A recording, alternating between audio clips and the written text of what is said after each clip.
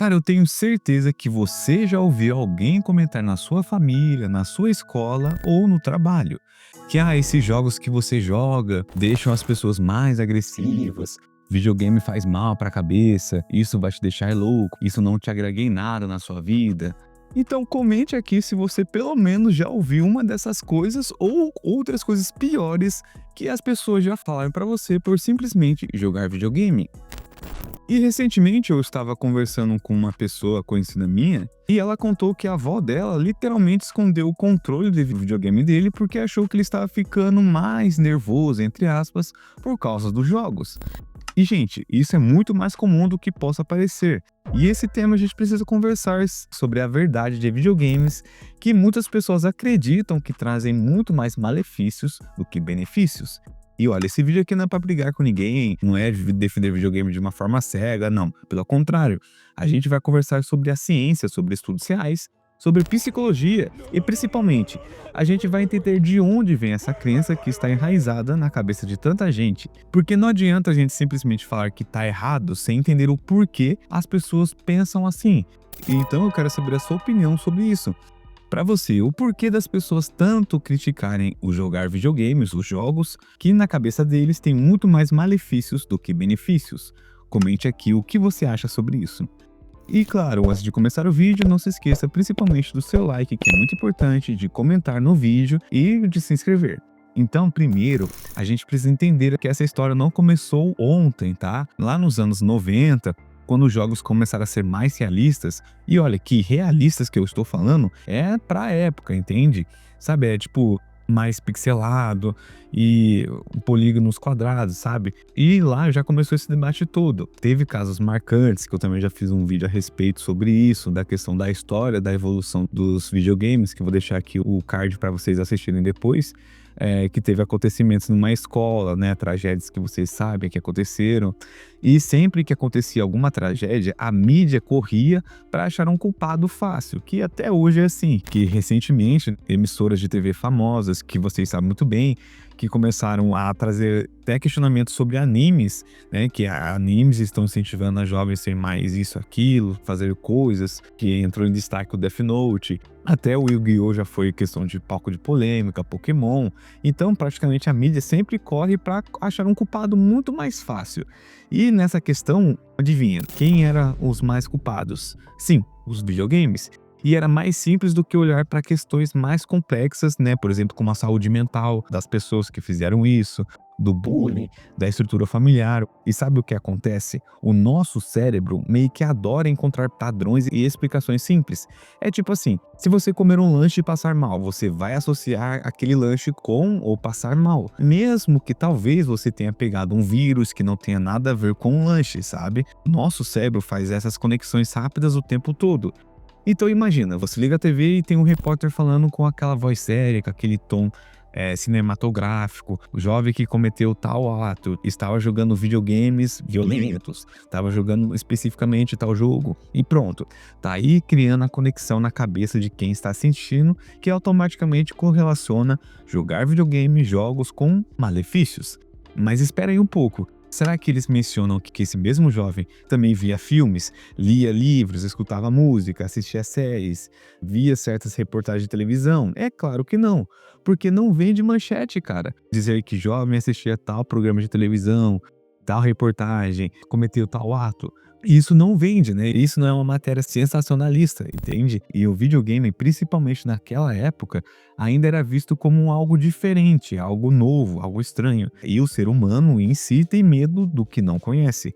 É tipo aquela história, seus pais têm medo das redes sociais porque não cresceram com elas, mas provavelmente os avós deles tinham medo da televisão quando ela surgiu. É um paralelo simples que dá para você entender mais ou menos como funciona a mente de cada geração. Então aqui entra um conceito super importante que a gente precisa entender, que é o famoso viés de confirmação. Ah, mas o que é isso?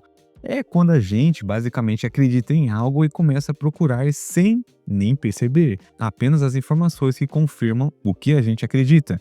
É tipo assim, se uma pessoa já acredita que videogame deixa as pessoas mais agressivas, deixa a pessoa com mais malefício do que benefício, ela vai prestar atenção em toda notícia que fala só disso, mas vai ignorar ou minimizar as centenas de estudos que mostram o contrário.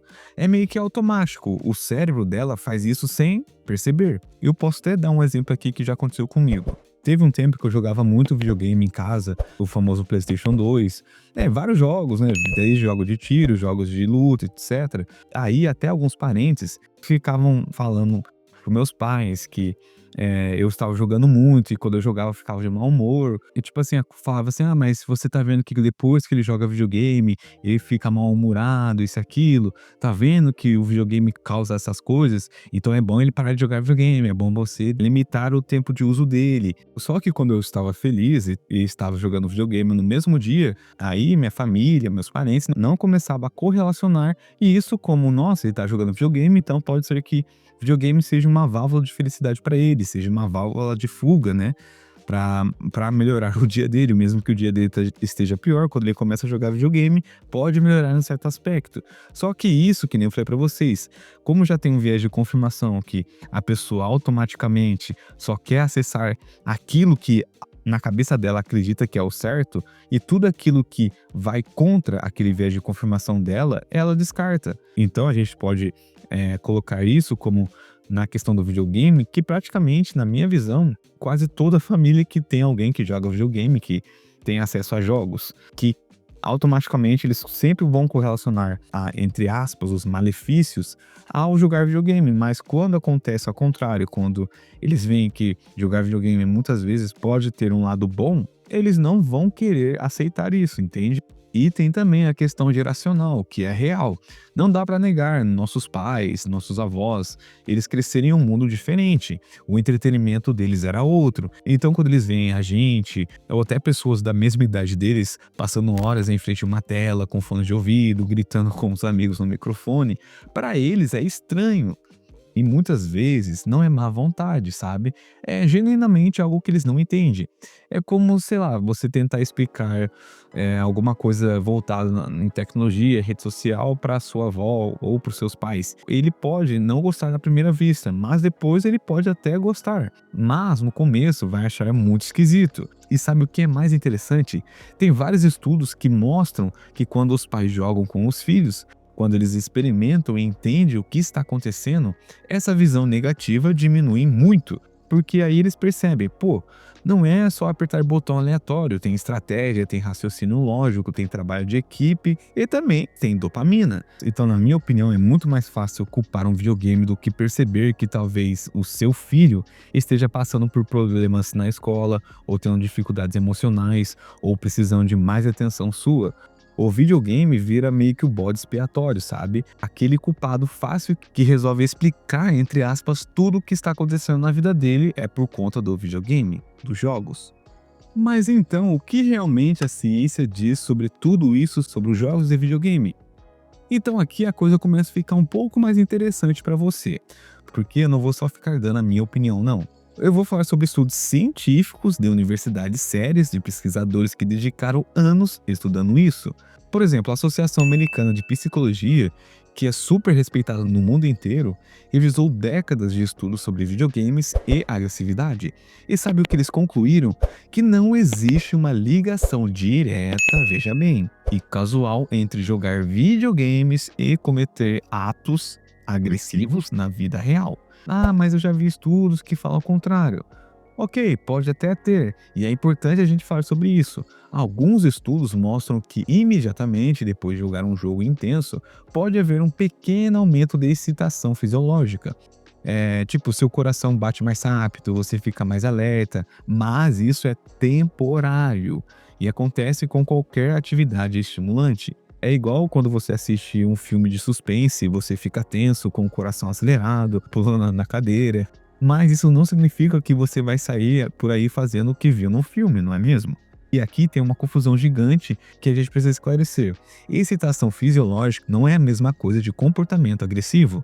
Quando você joga um jogo competitivo, você fica empolgado, animado, seu corpo libera adrenalina. E isso é normal. É a mesma coisa que acontece quando você joga bola, por exemplo, quando você corre, quando você compete em qualquer coisa. Mas tem gente que confunde essa empolgação com agressividade real. São coisas completamente diferentes. Você pode gritar quando ganha uma partida, pode ficar frustrado quando perde, mas isso não significa que você vai reproduzir comportamentos prejudiciais na sua vida real. E tem um estudo interessante que acompanhou um grupo de jovens por mais de 10 anos e não encontrou nenhuma correlação significativa entre jogar jogos de ação, jogos de tiro, a desenvolver comportamentos agressivos. Na verdade, o estudo mostrou que fatores como ambiente familiar, experiências de intimidação, problemas de saúde mental não tratados e a falta de suporte social eram muito mais determinantes para esse tipo de comportamento do que qualquer jogo. É tipo assim, se você tem uma planta que está morrendo, não adianta culpar o vaso. Você precisa olhar para a água, para o sol, para o solo, para a temperatura, entende? Essa questão é muito mais complexa do que apenas culpar os jogos, videogame, por uma atitude que a pessoa tem. E sabe um exemplo que eu sempre gosto de mencionar aqui? É os países orientais, como o Japão e a Coreia do Sul. Esses países têm as maiores taxas de consumo de videogames no mundo todo. Lá, jogar videogame é praticamente parte da cultura, tem campeonatos nacionais e é levado muito a sério. E adivinha só, esses mesmos países têm algumas das menores taxas de criminalidade do mundo. E se essa falácia toda de que videogame causa agressividade, causa comportamento irracionais nas pessoas que jogam, e essa falácia toda deveria acontecer nesses países, né? Deveria ter um alto nível de casos. Mas isso é exatamente o oposto que acontece lá. E isso prova que videogame deixa as pessoas, querendo ou não, mais pacíficas, mas definitivamente mostra que não existe correlação de videogame é igual ficar mais agressivo. E tem ainda uma teoria interessante chamada catarse, que é tipo liberar emoções de forma segura. Alguns psicólogos defendem que jogos podem até ajudar a processar sentimentos de frustração e raiva de uma forma controlada e sem consequências reais. É quando você, por exemplo, vai numa sala de fúria, sabe? Aqueles vídeos que a pessoa vai na sala e fica quebrando objetos para aliviar o estresse. Só que no videogame, ninguém se machuca de verdade, nada é realmente destruído. Você meio que tem um espaço seguro para lidar com as suas emoções intensas. E muitos correlacionam também que jogar videogame, jogar jogos, é também uma espécie de terapia funcional. E é claro, de forma equilibrada. E os benefícios dos jogos do videogame que ninguém fala, vai desde a melhora das habilidades cognitivas. Certos jogos podem trabalhar sua coordenação olho-mão, seu tempo de reação, sua capacidade de tomar decisões rápidas sob pressão. E essas habilidades, querendo ou não, transferem para a vida real. Também a questão do raciocínio espacial e resolução de problemas. Jogos de estratégias, por exemplo, jogos de quebra-cabeça, até mesmo jogos de ação que exigem que você pense espacialmente, tipo onde o inimigo pode aparecer, qual o melhor caminho, como otimizar seus recursos. Isso, querendo ou não, você está constantemente tentando resolver problemas, trabalhando em algo mais macro, você está sendo apresentado a desafios e tendo que descobrir soluções. E isso é um exercício para o cérebro muito bom. Tem vários estudos, que eu vou deixar todos aqui na descrição, que mostram esses benefícios. Também desde habilidades sociais e trabalho em equipe, habilidades de multitarefa e atenção coletiva, atenção seletiva. E também uma das coisas que ajuda muito é no aprendizado em línguas, né? Do idioma, que grande parte das vezes é o inglês. Quantas vezes você já ouviu uma pessoa, eu aprendi inglês jogando videogame? Por que acontece isso? Porque você está imerso, querendo ou não, na língua. Tudo está no idioma. As legendas, a ambientação, tudo aquilo, você está imerso naquela cultura. E, querendo ou não, é um aprendizado natural, um aprendizado contextualizado e, o mais importante, divertido. Não é aquela cobrança que você tem que aprender. Não, você está aprendendo e divertindo ao mesmo tempo. Não é aquela decoreba, né, chata de escola. Meio que você quer aprender porque tem que progredir no jogo, quer entender a história, quer se comunicar muitas vezes com seu time. E por aí vai, desde os benefícios que os jogos podem ter. Eu falei para vocês, alguns estudos mostram até aplicações terapêuticas que os jogos podem ter para o indivíduo. E, gente, também deixando claro que videogame, os jogos, não deve ser a única atividade de ninguém. É importante você ter outros hobbies diversos, sair de casa, praticar exercício físico, socializar pessoalmente, ler, estudar. O segredo é encaixar os jogos como parte de uma rotina equilibrada, não como uma rotina toda. É meio que uma espécie de tempero numa comida. Realça o sabor, mas não pode ser só o tempero. Precisa ter outros ingredientes também. Então, para fechar o vídeo, recapitulando tudo isso que eu falei para vocês, essa mentalidade das pessoas que acreditarem que videogames causam agressividade nos outros, em quem joga, nos gamers, é por conta daquele contexto histórico que eu falei para vocês, da mídia sensacionalista, o viés de confirmação e o medo do desconhecido. Mas quando a gente olha para a ciência, ciência de verdade, os estudos sérios mostram que a história é outra. Videogames não causam comportamentos agressivos na vida real.